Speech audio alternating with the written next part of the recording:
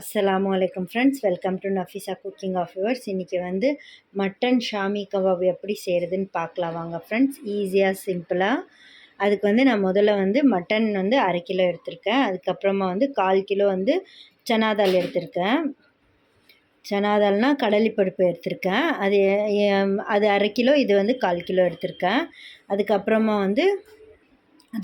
தேங்காய் கொஞ்சம் போட்டிருக்கேன். அதுக்கப்புறமா பச்சை மிளகாய் 2 போட்டிருக்கேன்.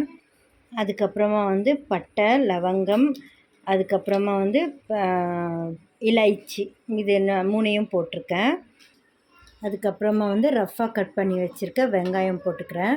சின்னதாக இருந்துச்சுன்னா 1.5 போட்டுக்கோங்க, பெருசாக இருந்துச்சுன்னா 1 போட்டுக்கோங்க போதும். அதுக்கப்புறமா வந்து மிளகாய் பொடி வந்து நான் 1/2 டேபிள் ஸ்பூன் போட்டிருக்கேன்.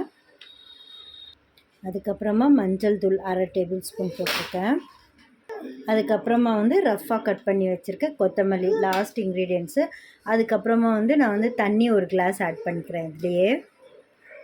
அதுக்கப்புறமா 1 கிளாஸ் தண்ணி, நான் வந்து குக்கர் 1 கிளாஸ் தண்ணி ஊற்றி நான் வந்து குக்கரை வந்து கேஸ் மேலே வச்சுட்டேன். இப்போ இது வந்து 2 விசில் விடுங்க போதும். 2 விசில். பாருங்கள் ஃப்ரெண்ட்ஸ், நான் இதில் வந்து இஞ்சி பூண்டு போட மறந்துட்டேன். இப்போ வந்து இஞ்சி பூண்டும் பேஸ்ட்டு வந்து 1 ஸ்பூன் மாதிரி போடுறேன் போதும். இதுக்கு ஒரே 1 ஸ்பூன் போடுறேன். ஃப்ரெண்ட்ஸ், இது வந்து 2 விசில் விட்டாச்சு. இப்போ வந்து தண்ணி கூட ஒரே 1 கிளாஸ் தான் ஊற்றினேன். அது அப்படியே அப்சர்வ் ஆகிடுச்சி. இப்போ இது வந்து ஆற வச்சு மிக்சியில் அடிச்சிட்டு வந்துடலாம். பாருங்கள் ஃப்ரெண்ட்ஸ், நான் வந்து மிக்சி ஜாருக்கு மாற்றிட்டேன். இப்போ வந்து தேவையான அளவுக்கு வந்து உப்பு ஆட் பண்ணிக்கலாம். இப்போ வந்து உங்களுக்கு தேவையான அளவுக்கு வந்து ஆட் பண்ணிக்கோங்க. இப்போ நெக்ஸ்ட்டு வந்து எக் ஒயிட் வந்து போடுறேன் நான். எக் ஒயிட் மட்டும்தான். இப்போ இது வந்து நைஸாக அரைச்சிட்டு வந்துடலாம். பாருங்கள் ஃப்ரெண்ட்ஸ், மாவு எல்லாமே நான் ரெடி பண்ணிட்டேன்.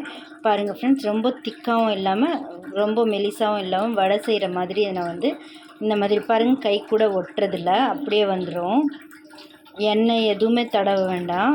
இது மட்டும் போட்டிங்கனாக்கா போதும். இப்போ இதில் வந்து பொடிசாக நறுக்கி வச்சு கொத்தமல்லி ஆட் பண்ணிக்கலாம்.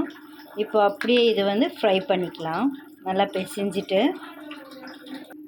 பாருங்கள் ஃப்ரெண்ட்ஸ், நான் செஞ்சு வச்சுருக்கேன். இது வந்து நான் வந்து எண்ணெய் கூட தடவலை, தண்ணி கூட வைக்கல, அப்படியே வருது பாருங்கள். சூப்பராக வந்திருக்கு. உங்களுக்கு வந்து வேணும்னா நீங்கள் இந்த மாதிரி செஞ்சு வச்சுட்டு கூட பொரிக்கலாம். இல்லைனாக்கா நீங்கள் வந்து அப்படியே ஃப்ரை பண்ணிக்கலாம். இப்போ வாங்க ஃப்ரெண்ட்ஸ், இதை வந்து ஃப்ரை பண்ணிக்கலாம். பாருங்கள் ஃப்ரெண்ட்ஸ், நான் வந்து ஆயிலை வந்து நல்லா சூடு பண்ணிட்டேன். இப்போ வந்து அந்த வடையை சாமியை போட்டுடலாம். பாருங்கள் ஃப்ரெண்ட்ஸ், ஹை ஃப்ளேம்லேயே வச்சு நான் வந்து பொரிச்சிக்கிறேன் இது.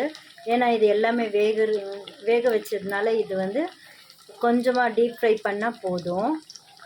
ரொம்ப டார்க்காக பண்ண வேண்டாம், கொஞ்சம் லைட் ஃப்ரையாகவே பண்ணால் போதும். சூப்பராக இருக்கும் டேஸ்ட்டு. எனக்கு வந்து லைக் பண்ணுங்கள், ஷேர் பண்ணுங்கள், கமெண்ட் பண்ணுங்கள் ஃப்ரெண்ட்ஸ். எப்படி இருக்குதுன்னு நீங்களும் செஞ்சு பார்த்துட்டு.